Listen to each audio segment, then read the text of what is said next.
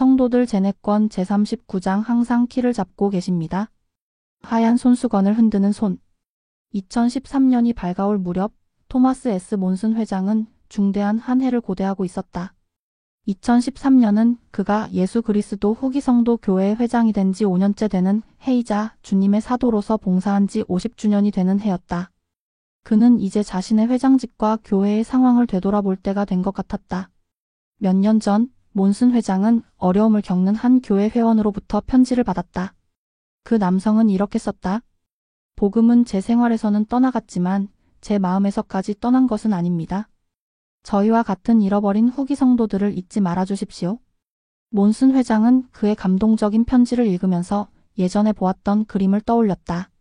구명정이 좌초된 배를 구하기 위해 하얀 포마를 일으키며 사납게 일렁이는 물속으로 뛰어드는 그림이었다. 그 그림의 제목은 길고 평범했는데 몬슨 회장은 그것을 구조화자로 간단히 줄여 불렀다. 이 문구는 그의 회장직을 위한 비공식 주제가 되었다. 선지자가 된 이후로 그는 불행하거나 두렵거나 길을 잃었거나 혼자라고 느끼는 사람들을 향해 구주와 같이 이해와 사랑의 손을 내밀어야 한다는 절박감을 느꼈다. 2월 3일 몬슨 회장은 회장 재임 5주년 기념 메시지를 전했다. 우리가 서로 봉사할 수 있는 기회는 무한합니다. 우리 주위에는 관심과 격려, 위안, 지지, 친절이 필요한 사람들이 많이 있습니다. 그는 성도들에게 구주의 다음 말씀을 기억하라고 권고했다. 너희가 여기 내 형제 중에 지극히 작은 자 하나에게 한 것이 곧 내게 한 것이니라. 메시지에서 선지자는 교회 회원들이 다른 사람들을 구조할 수 있는 여러 가지 방법 중 하나인 선교 사업에 관해서도 이야기했다. 몇 달 전 그는 선교사로 봉사할 수 있는 최소 연령을 변경하여 청년 여성은 만 19세, 청년 남성은 만 18세가 되면 선교사로 봉사할 수 있게 됐음을 발표했었다. 곧이어 수천 개의 선교사 지원서가 교회 본부로 쏟아져 들어왔는데 그중 절반 이상은 청년 여성들이 제출한 것이었다. 이러한 변화로 인해 더 많은 청소년이 구주에 대한 간증을 강화하고 선교 사업을 통해 교회에 대한 헌신을 새롭게 할 새로운 기회를 갖게 되었다. 또한 대학의 정책이나 군복무로 인해 봉사가 어려운 국가의 교회 회원들도 갈등이 줄었다. 몬슨 회장은 이 메시지에서 지난 5년 동안 31개의 성전이 새로 발표되었고 16개의 성전이 헌납되었다고 말했다. 그리고 약속했다. 어디에서 살고 있든 모든 회원이 쉽게 성전에 갈 수 있도록 이 일을 계속 추진할 때 이 숫자는 계속 증가할 것입니다. 마지막으로 그는 자신이 점점 나이 들어가고 있음을 언급했다. 지난 8월에 저는 85번째 생일을 맞았습니다. 나이는 결국 우리 모두에게 타격을 줍니다. 하지만 그는 교회가 잘 관리되고 있다고 성도들을 안심시키며 이렇게 간증했다. 우리가 따르고 예배하고 섬기는 우리 구주 예수 그리스도께서 항상 키를 잡고 계십니다. 이제 우리가 앞으로 나아갈 때 그분의 모범을 따르기를 바랍니다. 2017년 5월 28일 루프타의 윌리 비네는 자신의 와드 집회소에서 간증을 전하기 위해 일어섰다. 그날은 그의 가족이 그곳에서 보내는 마지막 일요일이었다. 적어도 한동안은 말이다. 그와 릴리는 최근 제1회장단으로부터 아프리카 서부 해안에 있는 코트 디부아르 아비장 선교부의 지도자로 봉사하라는 부름을 받았다. 청년 시절 전임 선교사로 봉사할 기회를 놓친 윌리는 언젠가 릴리와 함께 선교사로 봉사할 날이 오기를 항상 소망했었다. 하지만 두 사람 모두 그 부름이 그렇게 빨리 올 것이라고는 예상하지 못했다. 1년 전 12사도 정원회의 닐 엘 앤더슨 장로는 킨샤사 성전의 기공식에 참석하기 위해 콩고 민주공화국에 왔었다. 그때 앤더슨 장로와 아내 캐시는 루프타에서 북쪽으로 약 145km 떨어진 도시인 음부지마이로 가서 그 지역의 성도들을 만났다. 윌리는 앤더슨 장로를 만나 자신의 이야기를 들려주었다. 앤더슨 장로는 방문한 지 몇 달이 지난 후 영상통화로 윌리와 릴리를 놀라게 했다.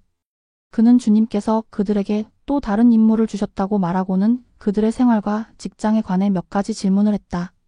그런 다음 그는 릴리에게 고국을 떠나 다른 곳으로 가서 주님을 섬기는 데 동의하십니까? 라고 물었다. 릴리가 대답했다. 네, 기꺼이 가겠습니다. 약 일주일 후 디터 F. 우흐트 도르프 회장은 부부에게 선교부 지도자로 봉사하라는 부름을 주었다. 그들은 기쁨과 두려움이 뒤섞인 마음으로 부름을 받았다. 두 사람 모두 자신들이 새로운 책임을 감당할 수 있을지 확신이 서지 않았다. 그러나 주님께서 어려운 일을 요구하신 것은 이번이 처음이 아니었고 그들은 그분께서 마련하신 봉사의 기회에 온전히 헌신하고 싶었다. 릴리는 생각했다. 우리를 부르신 분이 하나님이시라면 그분만이 스스로를 나타내 보이시며 우리가 이 일을 할 수 있게 자격을 갖춰주실 거야. 5살에서 16살 사이의 네 자녀는 그 소식을 잘 받아들였다. 그러나 윌리와 릴리의 부름이 발표되자 루프타의 성도들은 슬픈 기색을 감추지 못했다. 윌리는 20년 넘게 루프타에서 교회의 번영에 힘을 보탰고 난민 성도들로 이뤄졌던 작은 그룹은 번성하는 시온의 스테이크로 성장했다. 성도들은 그를 전 지방부 회장이자 스테이크 회장으로만 생각하지 않았다. 회복된 복음은 그들에게 서로를 형제와 자매로 여기도록 가르쳤으며 따라서 윌리와 릴리와 그 자녀들은 그들의 가족이었다. 윌리는 와드 회원들에게 간증을 전하면서 그들에 대한 엄청난 사랑을 느꼈다. 그러나 그는 울지 않았다. 릴리와 합창 단원들 그리고 주변에 있는 모든 사람이 눈물을 흘리는 동안에도 그는 눈시울을 적시지 않았다. 그의 인생에서 그가 기대한 대로 이루어진 것은 거의 없었다. 학업, 전임 선교사 봉사, 직장 등 그가 계획을 세울 때마다 일이 일어나 그를 다른 방향으로 보내는 것 같았다. 하지만 그는 자신의 삶을 되돌아보면서 주님께서는 항상 자신을 위한 계획을 갖고 계셨다는 것을 깨달았다. 모임이 끝난 후 마침내 윌리는 감정을 주체하지 못하고 왈칵 눈물을 쏟았다. 그는 자신이 뭔가 특별한 일을 했다고 생각하지 않았다. 사실 그는 자신이 대양의 물 한 방울만큼이나 보잘것없는 사람이라고 생각했다.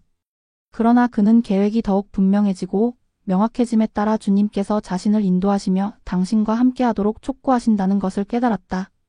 그와 릴리 그리고 자녀들은 자신들의 집에서 친구들에게 작별 인사를 했다.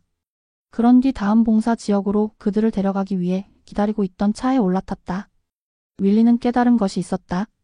절대 서두르면 안 돼요. 시간을 하나님께 맡기세요. 몬슨 회장은 2018년 1월 2일에 별세했다. 몇 년 동안 그의 건강은 계속해서 악화되었지만 그의 간증은 언제나 활기를 띠었다. 그가 사망하기 직전 어느 날 제1회장단 보좌들이 그의 집을 방문했다. 보좌들이 떠나려 할 때 몬슨 회장은 그들을 멈춰 세우고 이렇게 말했다. 저는 구주 예수 그리스도를 사랑합니다. 그리고 그분도 저를 사랑하신다는 것을 압니다. 재임 10년 동안 몬슨 회장은 급속한 사회 변화와 놀라운 기술 발전의 시대에 성도들을 인도했다. 소셜미디어 플랫폼은 복음을 나누고 회원이 아닌 사람들과의 이해를 증진하며 총관리 여건과 연결될 수 있는 새로운 방법을 교회 회원들에게 제공했다. 스마트폰을 비롯한 모바일 기기의 발전은 그런 일에 일조했으며 이에 따라 2010년에 복음 자료실 앱이 개발되어 전 세계 성도들이 경전과 교회 잡지를 비롯한 여러 자료를 더 쉽게 이용할 수 있게 되었다. 또한 몬슨 회장은 선교 사업의 확대, 종파를 초월한 봉사활동의 강조, 인도주의 활동의 증가를 감독했다. 그가 이끄는 가운데 교회는 몇몇 단체들과 협력하여 전쟁으로 파괴된 지역의 난민들을 돕고 자연재해 희생자들을 도우며 아프고 굶주린 사람들의 고통을 덜어주었다.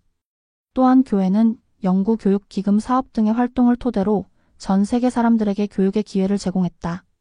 2009년에 BYU-아이다호와 다른 세 곳에서는 학생들이 더 저렴하게 고등교육을 받을 수 있도록 대면 수업과 온라인 교육을 병행하는 프로그램을 시범 운영했다. 2017년에 이 프로그램은 전 세계 BYU 패스웨이가 되었고 이후 50개국 이상에서 수만 명의 학생들에게 서비스를 제공했다. 그러나 무엇보다도 몬슨 회장이 남긴 가장 큰 유산은 그리스도와 같은 자비로운 성역이었다. 그가 서거한 다음 날 신문에는 그가 병원과 장례식장을 조용히 방문하고 아픈 친구들의 침상을 지키고 청소년과 성인들에게 예수 그리스도께 나아올 것을 격려하는 삶을 살았던 것에 대해 연달아 기사가 실렸다. 2018년 1월 14일 12사도 정원에는 러셀 M. 넬슨을 예수 그리스도 후기 성도 교회의 제17대 회장으로 성임하고 성별했다. 이틀 후 새로운 선지자는 제1회장단 보좌인 델린 H. 옥스 회장과 헨리 B. 아이어링 회장과 함께 교회 회원들에게 말씀을 전했다. 우리의 신성한 임무는 모든 나라와 족속과 방언과 백성에게 나아가 주님의 재림을 위해 세상이 준비되도록 돕는 것입니다. 회장단으로서 그들은 각 회원이 성약의 길을 계속 따라가며 그 목적을 염두에 두고 일을 시작하기를 바랐다. 그는 말했다. 우리가 추구하는 목적은 주님의 집에서 권능을 부여받고 가족으로 임봉되고 성전에서 맺은 성약에 충실하게 생활하는 것입니다. 여러분이 구주와 성약을 맺고 지킴으로써 그분을 따르겠다고 결심한다면 어느 곳에서든 남성과 여성, 어린이들이 누릴 수 있는 모든 영적인 축복과 특권의 문이 여러분에게 열릴 것입니다. 넬슨 회장은 곧 이 중요한 사업을 돕기 위해 교회 안에서 몇 가지 사항을 조정했다. 2018년 4월 연차 대회에서 그는 대제사들이 장로들과 함께 정원의 모임에 참석하기 시작할 것이라고 발표했다. 또한 제프리 R. 홀런드 장로와 본부 상호부 조회 회장인 진 B. 빙엄의 도움으로 그는 가정 복음 및 방문 교육을 대체하여 사람을 돌보는 새로운 방법인 성역을 도입했다. 성역에 관한 말씀에서 홀런드 장로는 성도들에게 구주께서 사도들에게 주신 위대한 계명인 서로 사랑하라를 상기시키면서 진심 어린 제자 정신을 받아들이도록 권고했다. 빙엄 자매도 마찬가지로 성도들에게 그리스도의 모범을 따르도록 격려했다. 그녀는 이렇게 말했다. 다른 사람에게 성역을 베풀며 구주를 대표하는 특권을 지닐 때 자신에게 물어보십시오. 나는 어떻게 이 사람 또는 이 가족과 복음의 빛을 나눌 수 있을까? 성신은 나에게 무엇을 하도록 영감을 주는가? 넬슨 회장은 성별된 지 3개월도 안 되어 수차례의 전 세계 성역 순방 중 첫 번째 순방을 떠났다. 선지자는 첫 번째 아내인 단첼이 사망한 후 2006년에 결혼한 웬디 넬슨 자매와 함께 11일 동안 사대륙 8개 도시의 성도들을 방문했다. 그는 말했다. 집에서 편안하게 지낼 때마다 저는 잘못된 곳에 있는 것입니다. 저는 사람들이 있는 곳에 있어야 합니다. 우리는 그들에게 구주의 메시지를 전해야 합니다. 이후 2018년 10월 연차 대회에서 넬슨 회장은 가정이 더 중심이 되고 교회가 지원하는 복음 생활이 되도록 일요일 모임 일정을 변경하겠다고 발표했다. 이런 변화로 매주 교회 모임 시간이 1시간 줄었으며 성도들은 가정에서 복음을 공부할 수 있는 시간을 더 많이 갖게 되었다. 성인 주일학교, 청소년 및 초등의 반, 개인 및 가족 학습을 위한 새로운 교과 과정인 와서 나를 따르라는 복음 학습을 통해 성도들을 그리스도께로 데려오는 데 중요한 역할을 하기 시작했다. 이 대회에서 넬슨 회장은 교회를 별칭 대신 정확한 명칭으로 부르는 것에 대해서도 말씀했다. 주님의 회복된 교회가 다른 이름들로 그것도 하나같이 예수 그리스도의 이름을 빼버린 이름들로 불리는 것을 우리가 부지불식간에 묵인하고 있다는 사실을 생각하면 매우 유감스럽습니다. 우리가 그분의 교회에서 그분의 이름을 생략할 때 우리는 무심코 우리 삶의 중심에서 그분을 빼버리고 있는 것입니다. 넬슨 회장의 지시에 따라 교회는 스카우트 활동, 개인 발전 기록부, 그리고 기타 청소년 활동을 대체할 어린이 및 청소년 프로그램을 새로 시행하게 됐다. 또한 이러한 변화의 일환으로 교회는 포 더 스트렝크스 어브 유스 청소년의 힘을 위하여 FSY 대회 대상을 14세에서 18세 사이의 모든 후기 성도 청소년으로 확대했다. EFY나 TFY와 마찬가지로 FSY는 청소년들에게 일주일 동안 복음의 중심을 둔 수업에 참석하고 말씀을 들으며 새로운 친구를 사귀고 간증을 강화하는 기회가 되었다. 이러한 조정에 따라 교회는 새로운 지침서인 일반 지침서 예수 그리스도 후기 성도 교회에서 봉사함을 발표했다. 모든 사람이 그리스도께 나아오도록 돕기 위해 마련된 이 지침서는 성도들이 하나님의 사업을 돕는 데 필요한 명확한 지침을 제공했다. 이전 지침서와 달리 일반 지침서는 한 권으로 구성되었으며 교회 웹사이트와 모바일 앱을 통해 이용할 수 있었다. 전 세계에서 이뤄지는 교회 사업에서 일관되고 영감받은 지도력을 지원하기 위해 이 지침서는 51개 언어로 제공되었다. 넬슨 회장은 재임 초기에 내셔널 어소시에이션 포 더 어드밴스먼트 어브 컬러드 피펄 전미 유색 인종 지위 향상 협회와 긴밀히 협력하여 전 세계의 존중과 예의, 인종 및 민족 화합을 장려하기 시작했다. 그는 인종 차별을 규탄하고 성도들에게 하나님의 모든 자녀를 고양하고 존중하라고 촉구했다. 2010년대 전반에 걸쳐 교회 내 여성의 지위에 대한 질문은 교회의 관행에도 중요한 변화를 가져왔다. 러셀 M. 넬슨은 12사도 정원회에서 봉사할 당시 여성이 구원 사업의 완전한 협력자이며 교회 평의회에서는 여성의 관점이 필수적이라고 가르쳤었다. 델린 H. 옥스 장로도 여성이 신권 권세를 가지고 부름을 수행함을 분명히 밝힌 바 있었다. 그는 이렇게 말했었다. 우리는 교회에서 부름을 수행하는 여성이 신권 권세를 가진다고 말하는 것에 익숙하지 않습니다만 그것이 신권 권세가 아니라면 어떤 권세이겠습니까? 2015년부터는 본부 여건으로 봉사하는 여성들이 교회 본부의 주요 행정 평의회에 참석하기 시작했다. 본부 상호부 조회 회장 린다 K. 버튼은 신권 및 가족 집행평의회의 일원이 되었고 본부 청려회장 보니 L. 오스카스는 선교사 집행평의회에 합류했으며 본부 초등회 회장 로즈메리 M. 윅솜은 성전 및 가족 역사 집행평의회에 합류했다.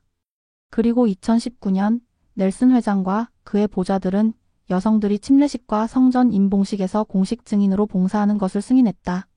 몬슨 회장과 마찬가지로 넬슨 회장도 교회가 성소수자 개개인에게 영향을 미치는 문제를 다룰 때는 이해를 구했다. 2015년에 미국은 동성 결혼을 합법화한 19번째 국가가 되었다. 그 후 제1회장단은 교회가 국법을 존중한다는 점을 거듭 강조하는 동시에 교회는 남녀 간의 결혼에 전념한다는 점을 확언했다. 교회는 성소수자 회원과 그 가족의 필요사항을 이해하고 제공하기 위해 노력하면서 교회 웹사이트에 더 많은 영상과 자료를 추가했다. 브리검 영 대학교 영적 모임에서 M. 러셀 벨라드 장로는 교회 회원들에게 성소수자 성도들의 감정과 경험에 더 세심하게 주의를 기울일 것을 촉구하며 이렇게 선언했다. 우리는 분명 과거에 했던 것보다 더 잘해야 합니다. 그렇게 해서 모든 회원은 형제 자매들이 자신을 사랑하고 주님을 예배하고 섬길 수 있는 영적인 집이 있다고 느낄 수 있어야 합니다. 넬슨 회장은 재임 초기부터 하나님의 자녀들을 성약의 길에 남게 하고 이스라엘을 휘장 양편에서 집합시키는 데 있어서 성전의 중요성에 대해 간증했다. 처음 2년 동안 그는 인도 벵갈루루, 파푸아 뉴기니, 포트 모르즈비, 헝가리 부다페스트 등 다양한 곳에 35개의 새로운 성전을 건립한다고 발표했다. 그 기간 동안 이탈리아 로마에 있는 주님의 집을 포함하여 8개의 새로운 성전도 헌납되었다. 선지자는 로마 성전이 교회 역사의 전환점이 되었다고 여겼다. 로마 성전이 헌납된 후 그는 이렇게 말했다. 모든 일이 더 빠른 속도로 진행될 것입니다. 교회는 전대미문의 미래를 맞이하게 될 것입니다. 우리는 지금 앞으로 다가올 일을 준비하고 있을 뿐입니다. 2019년 10월 연차 대회에서 넬슨 회장은 2020년이 조셉 스미스가 하나님 아버지와 예수 그리스도를 보았던 첫 번째 시연 200주년을 기념하는 해가 될 것이라고 발표했다. 그는 성도들에게 회복의 빛에 몰두하도록 권유했다.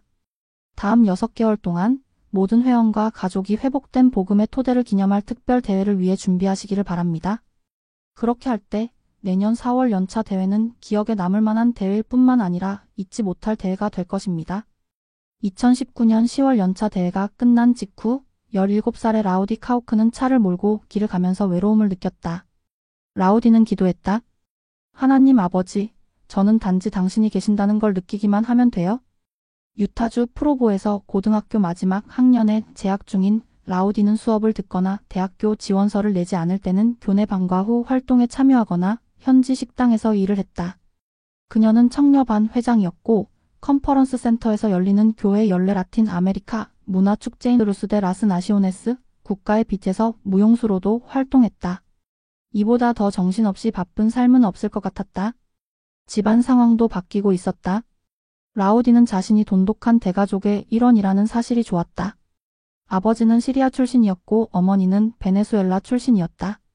둘 다 교회의 오래된 개종자들이며 가족 중 막내인 라우디가 태어나기 전에 프로보로 이주했다.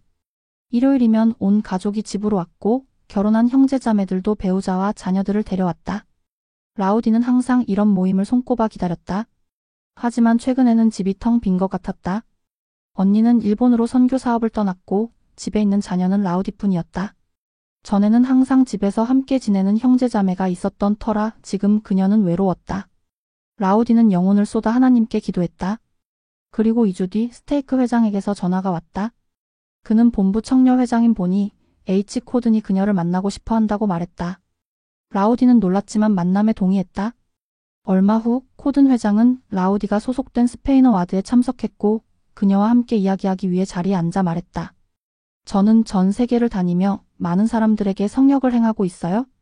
자매님에게도 와서 성역을 베풀고 싶었어요. 코든 회장이 이 말을 하자 라우디는 하나님 아버지께서 자신의 기도를 들으셨다는 것을 알았다. 이 만남은 그분의 응답이었던 것이다. 한 달 후 라우디가 일을 마치고 집에 돌아왔을 때 부모님이 애타게 그녀를 기다리고 있었다. 너한테 편지가 왔단다. 부모님이 말했다. 제1회장단에서 보낸 서한이었다. 라우디는 어리둥절해하며 부모님과 함께 앉아 편지 봉투를 열었다.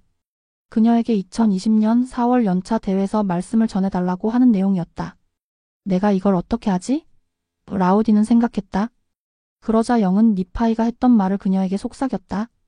내가 가서 주께서 명하신 일들을 행하겠나이다. 그 순간 그녀는 기쁨을 느꼈고 마음이 겸허해졌다. 라우디는 하나님께서 자신을 도와주실 것을 알았다. 2020년 1월 30일 세계보건기구는 공중보건 비상사태를 선포했다. 아시아에서 공격적인 코로나 바이러스가 발생해 중국에서 수백 명이 감염되었다. 처음에 이 바이러스는 폐렴과 유사한 증상으로 나타났지만 일반적인 치료로는 별 효과가 없었다.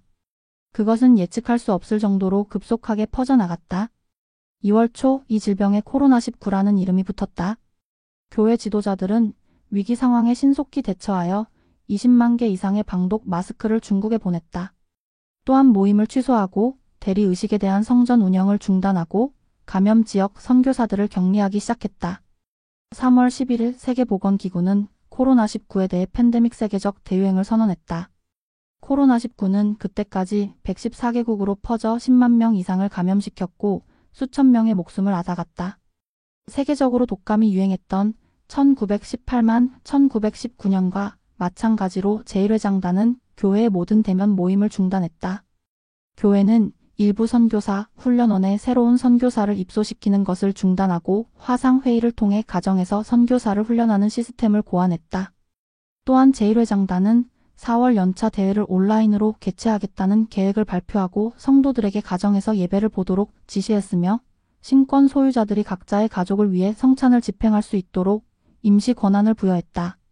3월 14일 넬슨 회장은 온라인 영상을 통해 성도들에게 말씀했다. 전 세계 교회는 특별한 공경을 마주하고 있습니다. 우리는 사랑하는 사람을 여인 이들과 고통받는 사람들을 위해 기도합니다. 그는 성도들에게 자신과 다른 사람을 돌보라고 촉구했다. 하나님 아버지와 예수 그리스도는 우리를 아시고 사랑하시며 내려다보고 계십니다. 그 사실을 우리는 확실히 알 수 있습니다. 2020년 4월 4일 라우디카오크는 교회 사무실 건물의 거의 텅 빈 강당에 앉아 초조하게 공책에 무엇인가를 끄적이고 있었다. 교회의 제190차 연차 대회 토요일 저녁 모임이 진행 중이었고 곧 그녀가 말씀할 차례였다.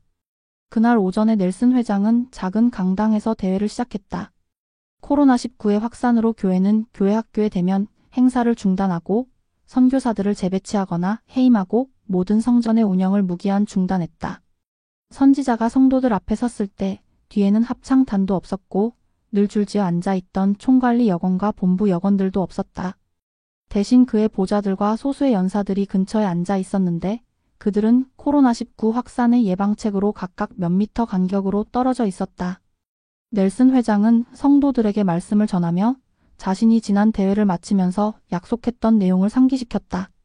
그는 조셉 스미스의 첫 번째 시연 200주년을 기념하는 이 대회가 그 시간을 준비한 사람들에게는 잊지 못할 대회가 될 것이라고 약속했었다. 그리고 이제 그는 이렇게 말했다. 이 대회가 10명도 되지 않는 회중 앞에서 말씀을 하게 되는 방식으로 제게 기억에 남는 잊지 못할 대회가 될 줄은 몰랐습니다. 라우디는 넬슨 회장이 성도들에게 요청한 대로 대회를 준비하기 위해 최선을 다했다. 그녀는 값진 진주에서 조셉 스미스 역사의 일부를 읽으면서 교육을 받지 못했음에도 불구하고 주님의 사업을 행하고자 했던 젊은 선지자의 결심에 놀랐다. 그녀는 생각했다. 와, 조셉은 정말로 자신이 부족하다고 느꼈을 거야? 사실 그것은 그녀가 느끼는 감정이기도 했다. 그녀는 사람들 앞에서 말하는 것을 두려워하는 편은 아니었지만 수백만 명의 사람들 앞에 선다고 생각하면 겁이 났다. 라우디는 자신을 의심했던 때도 있었지만 자신감이 올라갔던 경험도 있었다. 그녀는 말씀을 준비하면서 주님께서 조셉 스미스를 인도하셨던 듯 자신을 인도하시는 것을 느꼈다. 그녀의 말씀은 단번에 완성되지 않았다. 그보다는 기도하고 숙고하고 성전에 가면서 한 번에 하나씩 속삭임을 받아 조금씩 윤곽이 잡혔다.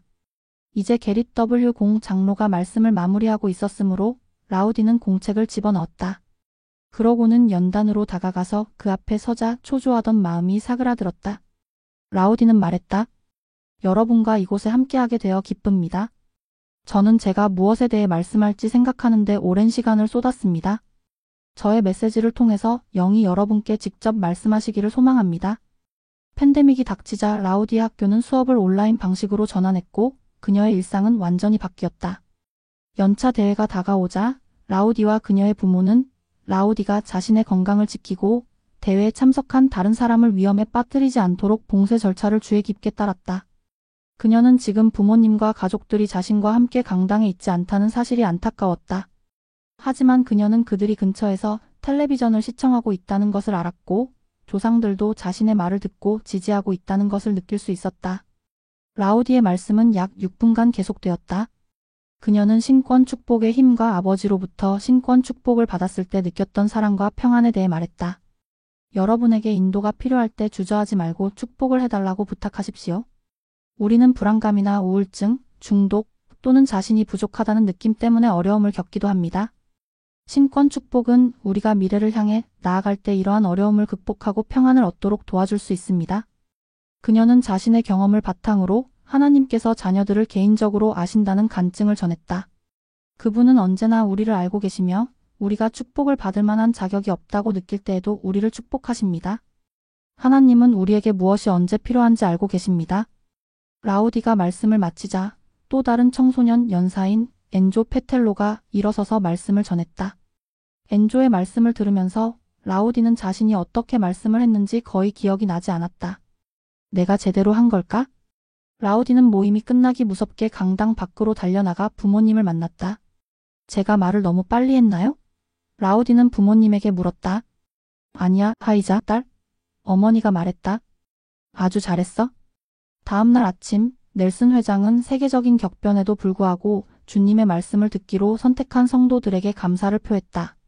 고난과 함께 어둠이 점점 더 짙어져 감에 따라 예수 그리스도의 빛은 그 어느 때보다도 더 밝게 빛납니다. 라고 그는 간증했다. 전 세계가 격동하는 이때 우리 각자가 할 수 있는 선행들을 생각해 보십시오. 그는 성스러운 숲에서 하나님 아버지께서 조셉 스미스에게 하신 말씀을 상기시켰다. 이는 내 사랑하는 아들이니 그의 말을 들으라.